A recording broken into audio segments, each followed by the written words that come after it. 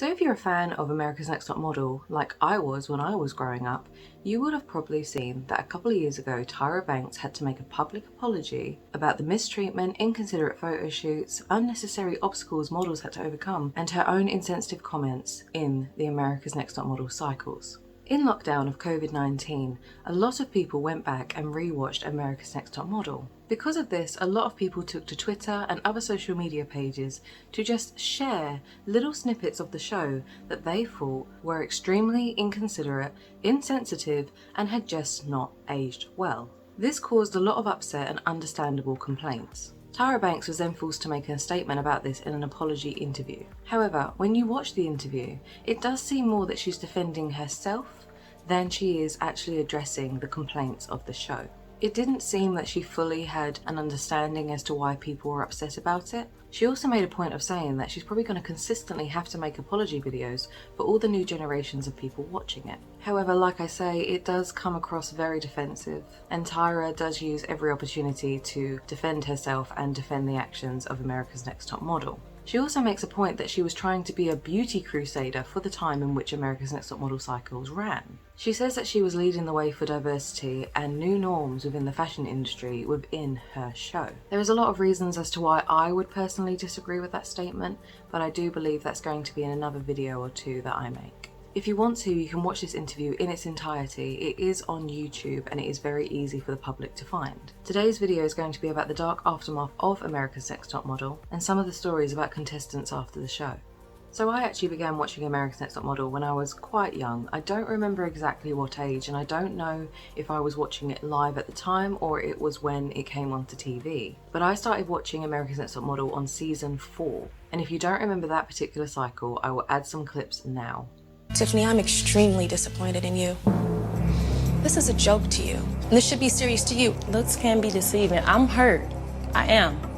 And you come in here with a defeatist attitude. I don't have a bad attitude. Maybe I am angry inside. I've been through stuff, so I'm angry. Yes, Everybody, but it's not, this is not, be okay, quiet, but Tiffany. everybody, Be quiet! That's what is I'm wrong not with trying you. to act, But you're not. Stop it! I have never in my life yelled at a girl like this. When my mother yells at this, it's because she loves me. I was rooting for you. We were all rooting for you. How dare you? Learn something from this. When you go to bed at night, you lay there and you take responsibility for yourself, because nobody's going to take responsibility for you. You know, it's like all over. Woo! They warned me before that it was going to hurt and everything, but it was vicious.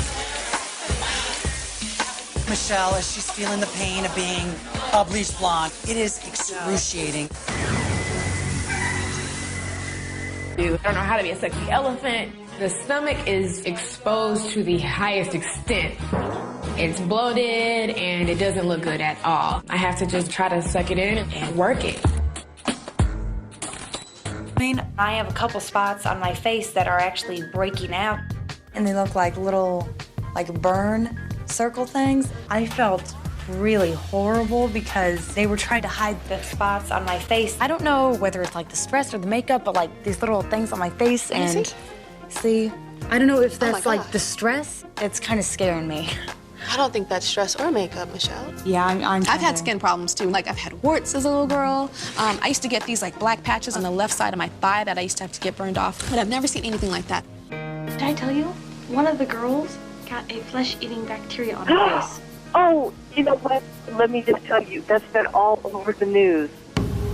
There is some strain of bacteria that is resistant to antibiotics. It looks like her skin is peeling off. Well, I'm just telling you, well, it's serious. You can get pneumonia and die from the pneumonia. It's been all over the news that there is a new flesh-eating bacteria that is uncurable by antibiotics. Someone's already died from it. Stop it!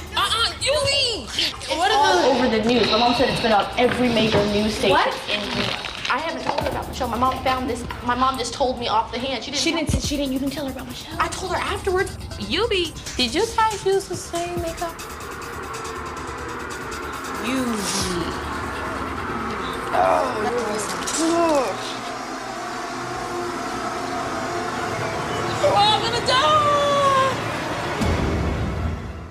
It It was a wild cycle, and it truly got me invested into the show because it was absolutely chaotic.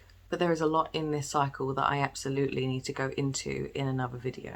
So let's discuss a few contestants that were in different cycles of America's Next Top Model and see what happened to them after the show had stopped filming.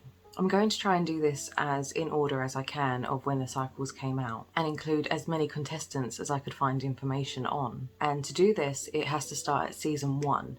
The first person that we will speak about is Adrienne Curry. So Adrienne Curry was actually in cycle 1 of America's Next Top Model. During her time on the show, she faced some awful experiences, including getting food poisoning and almost being eliminated for it. It was harshly implied that if she didn't turn up to panel the week in which she had food poisoning, she would have been eliminated. But because she forced herself to panel the night in which she was feeling very, very unwell, for being there whilst being so unwell, she was actually commended and kept in the show. There's also another thing that happened to Adrienne while she was in Paris doing go-sees with the rest of the models, and it is truly hideous. To this day, I don't actually know why they kept it in the show, because it does not paint a good view on how America's Next Top Model handled it. But without saying too much and without YouTube clocking me for certain words that I'm going to use, but Adrienne, when she was in Paris and just about to go to a go-see, was actually assaulted by a member of the public.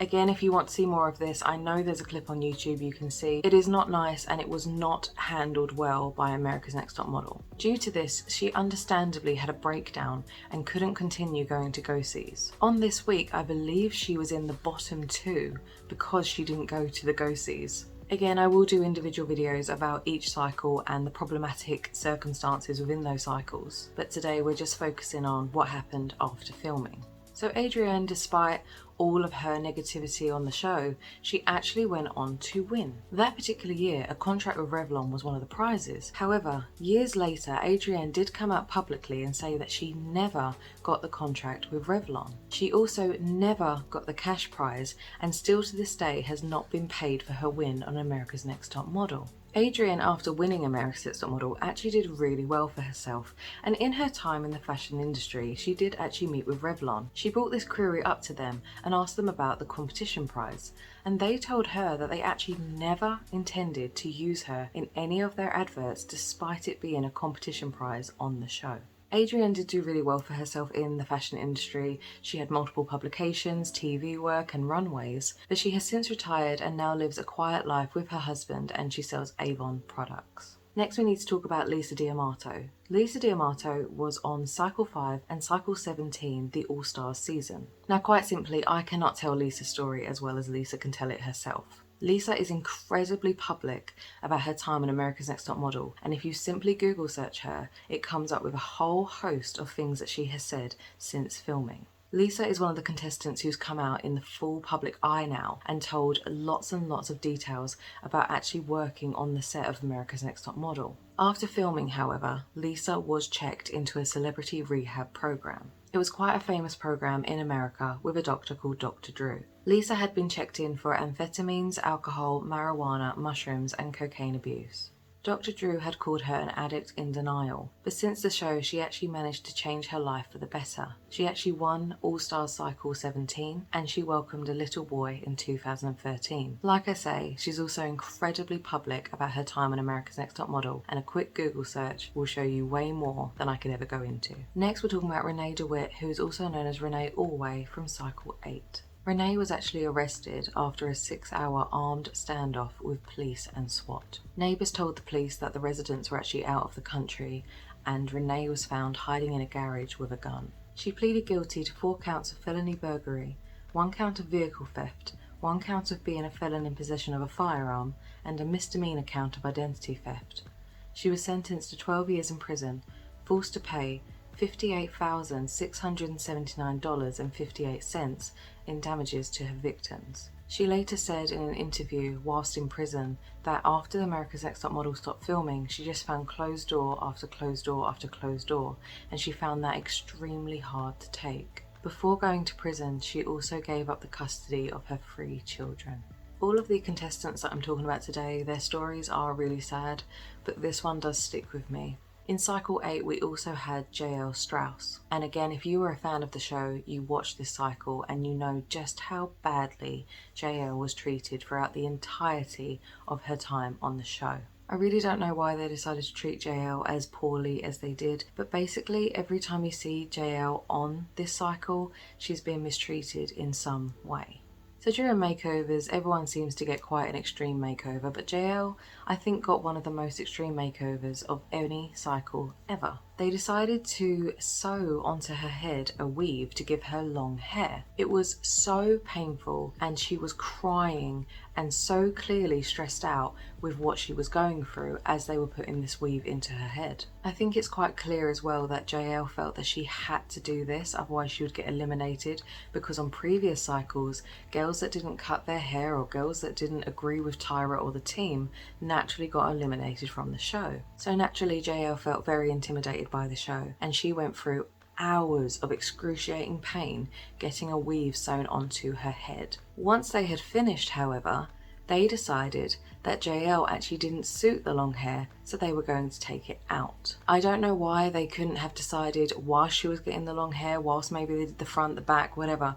Once they could see that she had long hair, why they didn't decide in that moment that would be ideal to take it out then. They waited until she had the entirety of her head covered with this long hair and this painful weave before deciding, actually, no, let's get rid of it and make you really short. So of course, to take it back out took hours, and it was painful and stressful again for JL. JL was later eliminated from the show, but luckily she became very successful and got a contract with Hitch Couture. She also then developed her own clothing line, but in 2012, unfortunately, JL developed a meth addiction. Because of this, she was actually thrown in intervention on the Dr. Phil show for her addiction to methamphetamines and cocaine. 6 years after the filming of America's Next Top Model, she actually became homeless, and to find money, she started stripping. This episode of Dr. Phil was incredibly hard to watch, and JL actually walked off the set because she felt that she was being exploited. Very sadly after this, apparently JL did turn her life around and she started getting away from her addictions, but things unfortunately didn't get better for JL, and at the age of 34 she passed away from an incurable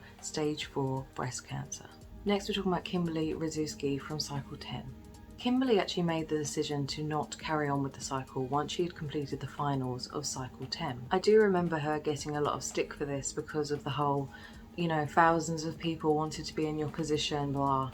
But actually what Kimberly was dealing with was that 3 months before this, her boyfriend at the time had taken his own life, and she was struggling with this. She realised that the stress of the competition was not going to be helpful to her own mental health, and because of course she was dealing with the mourning of her boyfriend. Tragically, in the 7th grade, she also lost her mother in the same way that she recently just lost her boyfriend. Kimberly realised that she was suffering with all the pain that she was going through. Kimberly knew that she was suffering with all the pain that she was currently going through, and she realised that America's Next Top Model would not be any good as an extra stress, so she bravely made the decision to choose herself and leave the show. Kimberly had started to do really well for herself, and she established a successful business and her own brand. But at the age of 29, she did decide to also take her own life. So next we talk about Angeli Preston, who is one of my favourite contestants of all time ever. Angeli was actually on cycle 12, cycle 14 and cycle 17 All-Stars. When we first meet Angeli on cycle 12, she actually comes in and says that she had been homeless and struggling for money.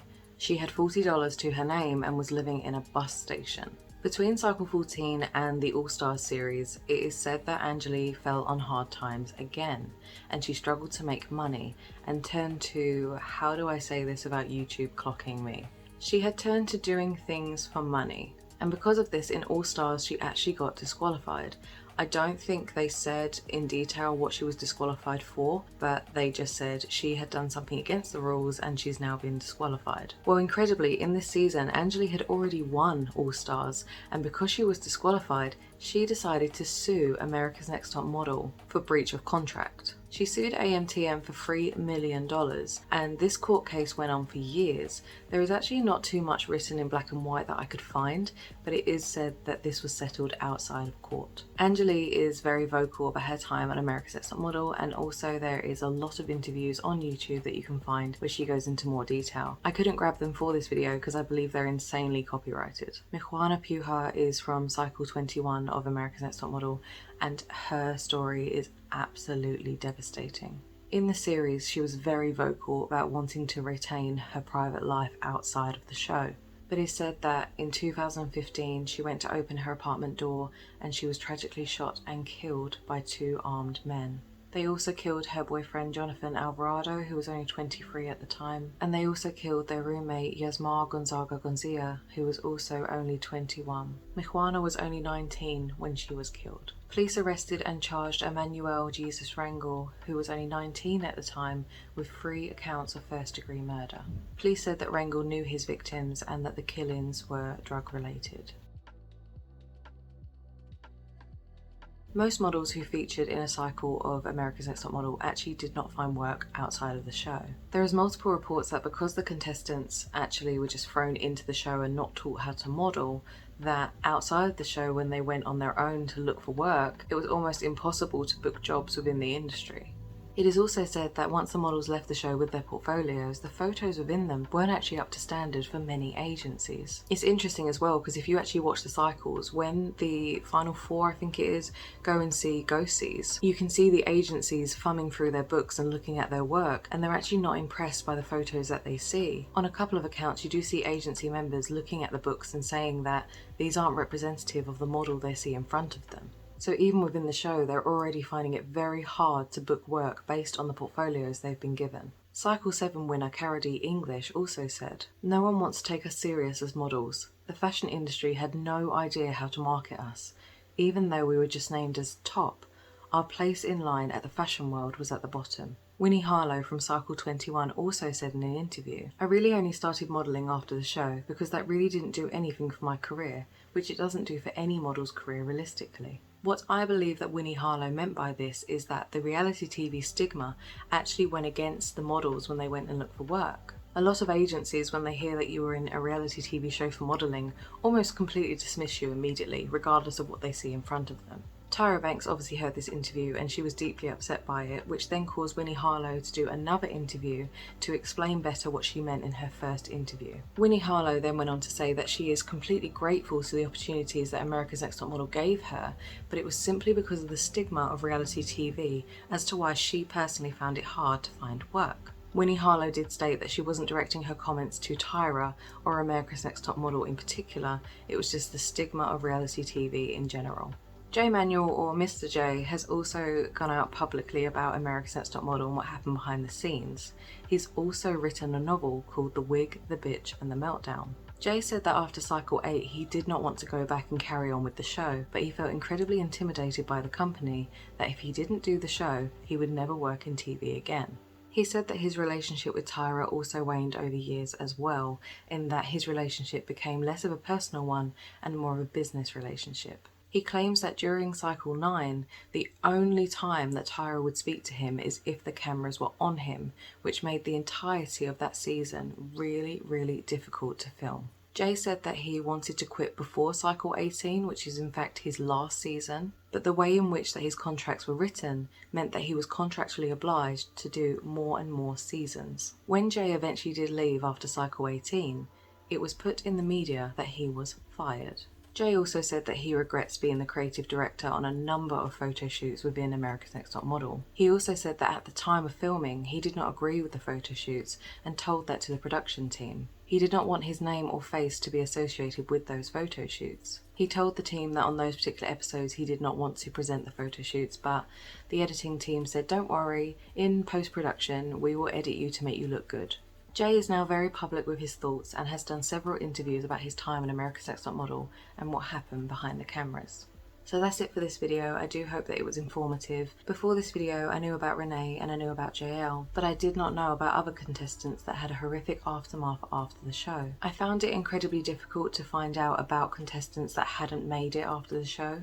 So if I'm missing anyone, please let me know in the comments. There is a lot on the successful people after a reality TV show finishes, but there's never a lot on the people that didn't do so well or have struggled or are now no longer with us. So I thought it was incredibly important to talk about their stories today. I absolutely want to cover all the different cycles because there is so much bad, for lack of a better word, in those cycles that needs to be covered. I only didn't do that video first, or those videos first, because a lot of people have done those videos. There is a lot of people since lockdown and rewatching that decided to go back and look at things that were wrong in America's Next Top Model as a whole and give their own opinions, which is why I wanted to find out what had happened to people after the show had aired.